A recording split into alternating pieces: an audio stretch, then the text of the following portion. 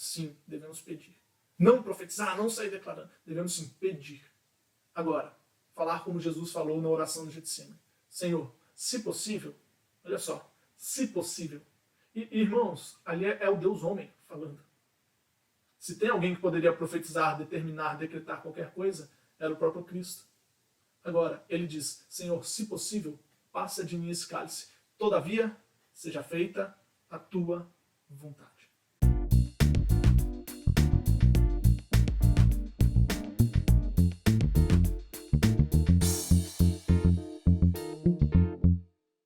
Essa é uma série de vídeos que eu desejo fazer a respeito do misticismo cristão. Já preguei algumas vezes sobre isso, já citei algumas coisas sobre isso em algumas mensagens, mas desejo fazer uma série de vídeos explicando um pouco sobre algumas coisas do misticismo cristão. E eu quero começar com as falácias da vida cristã. Coisas que às vezes a gente fala, que a gente acha que é bíblico, mas que não está nas Escrituras, ou que a gente não encontra respaldo bíblico para poder falar assim. E a primeira das falácias que eu quero tratar aqui com os irmãos é a falácia do eu profetizo.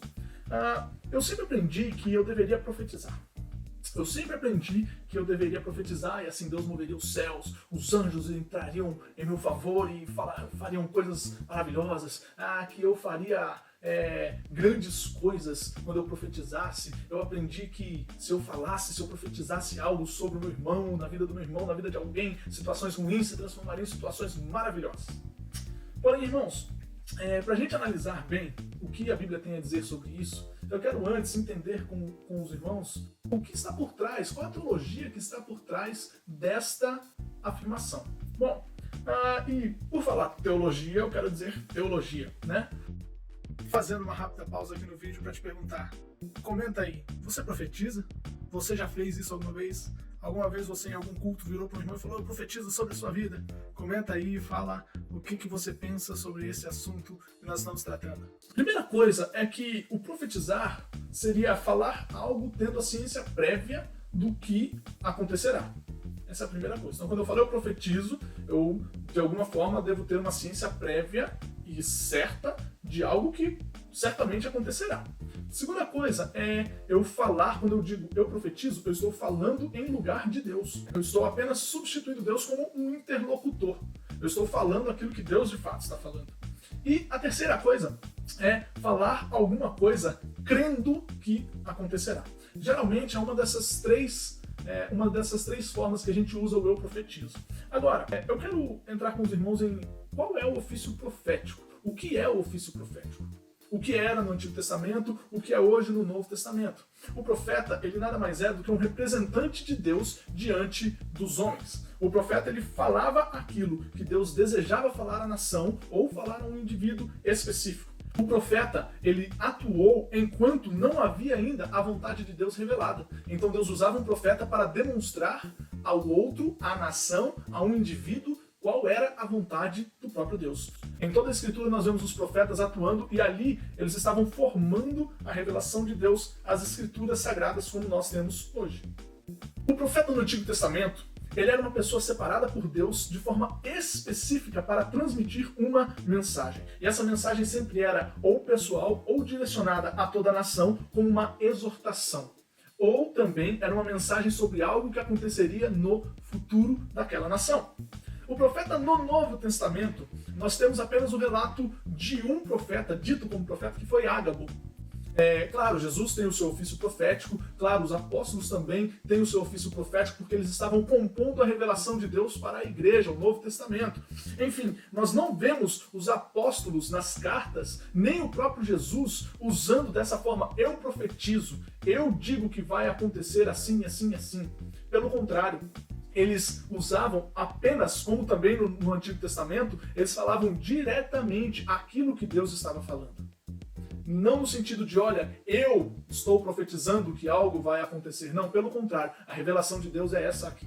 Então nós vemos tanto no Antigo quanto no Novo Testamento que o ofício profético é bem diferente desse eu profetizo que nós falamos nos dias de hoje. Se esse eu profetizo é algo correto, se fosse algo correto, nós temos uma redução, uma diminuição do verdadeiro ofício profético. E o verdadeiro ofício profético não é essa crença de que algo vai acontecer. O verdadeiro ofício profético é uma representação da própria pessoa de Deus. O verdadeiro ofício profético não é apenas declarar coisas boas, que coisas boas vão acontecer, coisas legais vão acontecer, boas vibrações. Não, o verdadeiro ofício profético não é nada disso. O verdadeiro ofício profético é declarar a vontade de Deus de forma perfeita, plena e completa. Vendo o ofício profético, eu quero trabalhar com os irmãos por um minutinho o problema prático dessa situação que nós temos hoje nas nossas igrejas de eu profetizo. Qual é o problema prático? Primeiro, inúmeras profecias não cumpridas. Essa é a primeira coisa.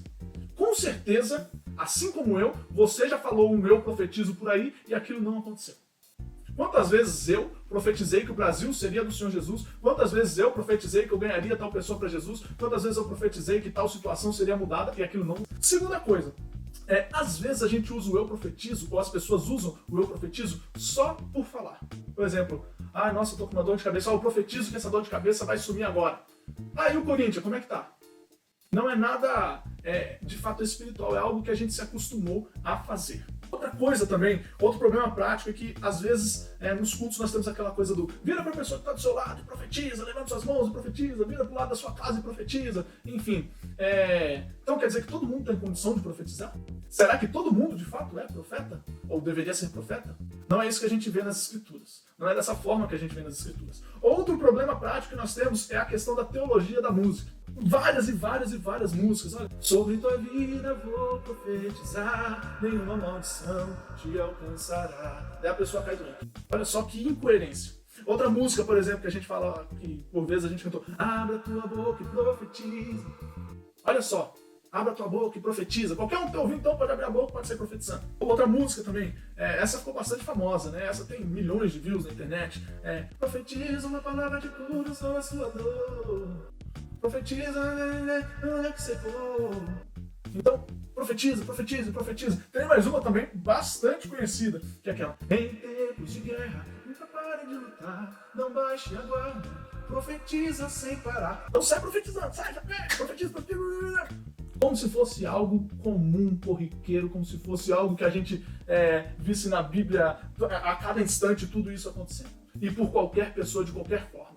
Então se banalizou a questão da profecia, e principalmente a questão da profecia como algo bíblico. Foi completamente distorcido. Eu quero que você abra a sua Bíblia no texto de Ezequiel, capítulo 37. E esse, irmãos, é o texto mais usado para falar que nós devemos profetizar, e profetizar vida, e profetizar N coisas. Antes de você seguir com esse vídeo, faz um pause, leia o texto inteiro, capítulo 37, do verso 1 ao verso 14.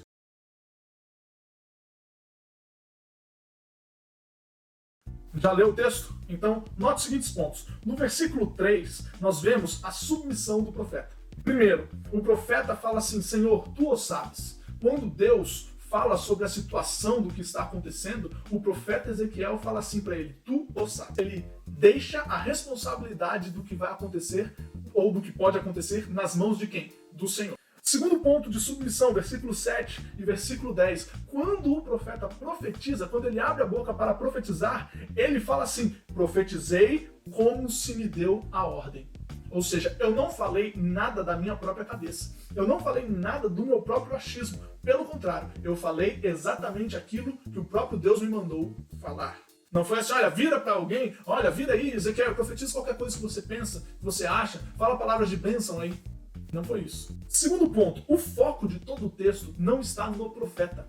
O foco de todo o texto está na pessoa de Deus. Por cerca de 20 vezes, nós vemos referências ao Senhor, a Deus e ao Espírito de Deus. E o versículo 1 nos mostra que quem começou a história não foi o profeta. Quem começou a história foi o próprio Deus. Deus chama Ezequiel, leva ele em visão a um vale de ossos secos, e então Deus começa a falar com ele para que ele então faça algo. O foco está em Deus, não no profeta. Muitas vezes nós vemos, olha, se você profetizar, olha, se você falar, olha, abra sua boca e fale, abra sua boca e profetiza, faça isso, fale aquilo, enfim, todas essas coisas. Aí o foco está na pessoa, não está em Deus e na sua vontade soberana. Pois bem, irmãos, outra questão é que aqui no texto nós vemos o propósito divino. Veja aí nos versículos de 11 a 14 que o propósito de Deus com aquela situação, quando ele fala a Ezequiel para que Ezequiel profetizasse, primeiro, ele está compondo a revelação. Segundo, Deus tem o propósito da restauração do povo de Israel. Deus está falando diretamente com Israel a respeito daquela situação que eles estavam passando. Aquilo que ele estava profetizando não tinha nem relação com o seu próprio tempo. Aquilo que ele profetiza só vai acontecer pelo menos 40 anos depois do que ele falou. Ou seja, a profecia não é algo para a gente ficar brincando de, olha, você está com dor de cabeça, eu profetizo. Deus está falando de propósitos imensos que ele tem nas suas profecias. Então a gente deve tomar cuidado com essa coisa do eu profetizo. Só de analisar esse texto de Ezequiel 37, a gente vê um grande problema que está na questão da aplicação de textos do Antigo Testamento para os nossos dias. A grande maioria das práticas erradas, das crenças erradas que nós temos hoje nas nossas igrejas são aplicações, entendimentos completamente equivocados sobre o Antigo Testamento, sobre palavras do Antigo Testamento. Pega-se ali o texto e aplica-se diretamente no mesmo instante para nós aqui na igreja hoje, como se fosse literalmente daquela forma hoje para nós na graça. Então a gente tem esse problema, precisamos aprender a interpretar o Antigo Testamento. E agora para nós encerrarmos, já que eu não profetizo, já que tá ali, né, hashtag eu não profetizo, já que eu não profetizo, o que eu faço? O que a igreja faz? E aí tá ali em cima também, ali ó, eu clamo, eu cristão, eu oro, eu cristão, eu peço, eu cristão, clamo, eu suplico, eu busco a Deus por coisas que eu sinto, eu percebo que são necessidades, ou até mesmo por coisas que eu desejo. Porém, aqui tem uma grande diferença, meus irmãos. A minha vontade, ela é egoísta. Só que a vontade de Deus, ela é boa, ela é perfeita e é agradável. É isso que Romanos 12:2 diz. Quando eu clamo, quando eu oro, quando eu falo com Deus dessa forma, eu demonstro o quê? Submissão. Uma posição de submissão. E quando eu me coloco de forma submissa a Deus, o que acontece? Eu estou declarando automaticamente que Ele é soberano. Que Ele é que tem o poder, que Ele é quem pode fazer todas as coisas. Eu declaro a minha dependência desse Deus soberano. Outra coisa, meus irmãos, 1 João, capítulo 5, verso 4, vai nos dizer que nós devemos pedir ao Senhor e Ele vai nos conceder se aquilo estiver de acordo com a sua vontade. E a vontade dele é boa, perfeita e agradável. Por que eu vou virar e falar que eu profetizo sobre as coisas que eu estou pensando, as minhas próprias vontades? Muitos já assistiram aquele filme O Todo-Poderoso. E é interessante, em um determinado momento ali do filme, o Jim Carrey, né, o personagem ali, recebe o poder de Deus ali, e aí ele coloca um sim em todos os pedidos. E quando ele coloca sim em todos os pedidos, o que acontece? O mundo vira um caos. Todo mundo ganha na loteria. Tudo de bom acontece para todo mundo. Coisas, as mais absurdas começam a acontecer. Por quê? Porque o homem, a vontade do homem, ela é egoísta. Porém, a vontade de Deus, ela é boa, ela é perfeita e ela é agradável.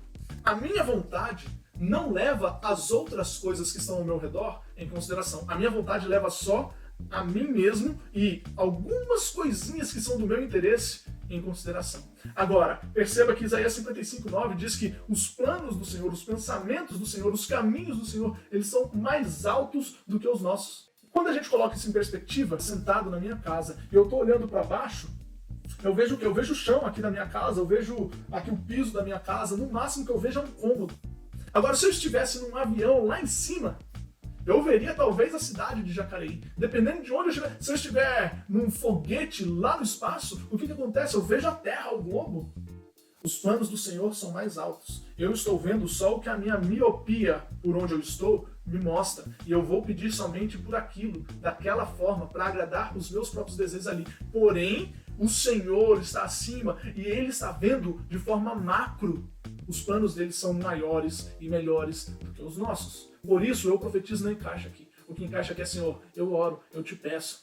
E aí, irmãos, a minha vontade, ela só leva em consideração um pequeno pedaço da terra, como eu acabei de dizer. E esse pequeno pedaço da terra geralmente é o quê? É o meu umbigo. Os meus pedidos geralmente vão pedir somente pelo meu umbigo. Somente por mim próprio. Porque eu sou, de fato, nós somos de fato egoístas. Porém, ao ensinar a oração do Pai Nosso, Jesus fala: Senhor, faça-se a tua vontade, assim na terra como é feita no céu. Também nós vemos Jesus dando um maior exemplo. Devemos sim pedir, por mais que a nossa oração seja um pedido próprio, um pedido que está relacionado somente a mim, sim, devemos pedir. Não profetizar, não sair declarando, devemos sim pedir. Agora, falar como Jesus falou na oração do Getsemane. Senhor, se possível, olha só, se possível.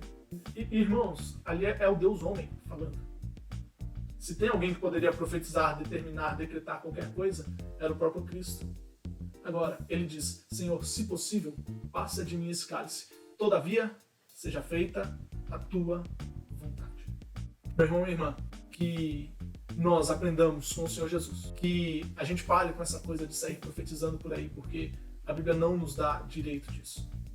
Mas que nós sigamos o exemplo do nosso Mestre, do Cristo, que se submete à vontade soberana de Deus, que pede, que clama, que suplica, que soa gotas de sangue em súplica, que chora, que se derrama, mas que aceita e compreende a boa vontade de Deus. Amém? Deus te abençoe, meu irmão, minha irmã, que você possa transmitir também essa mensagem a outros, que você compartilhe este vídeo, já curte aí o vídeo, se inscreve no canal e desde já eu te agradeço por ter ficado até o final e que Deus te abençoe. Amém.